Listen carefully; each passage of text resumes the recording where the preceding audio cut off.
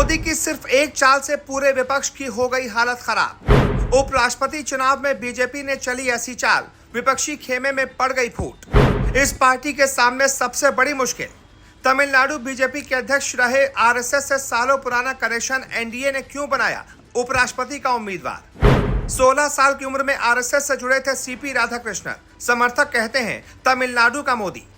आप भी जान लीजिए सीपी राधाकृष्णन से जुड़ी 10 बड़ी बातें।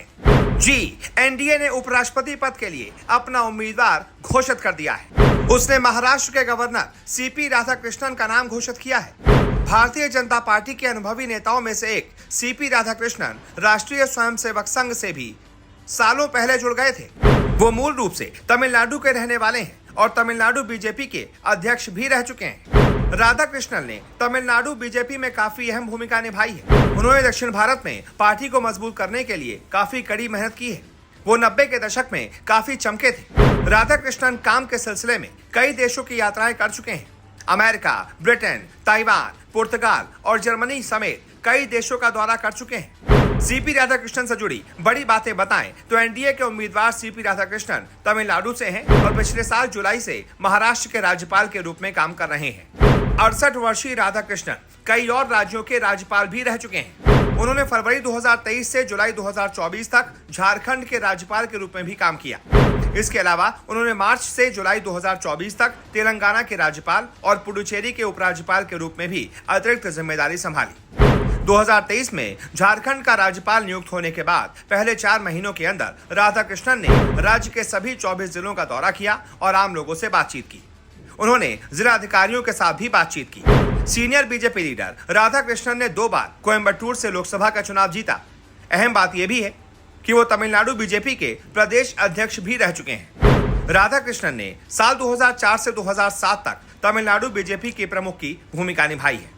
इस दौरान उन्होंने 19,000 किलोमीटर की 93 दिन की रथ यात्रा भी की।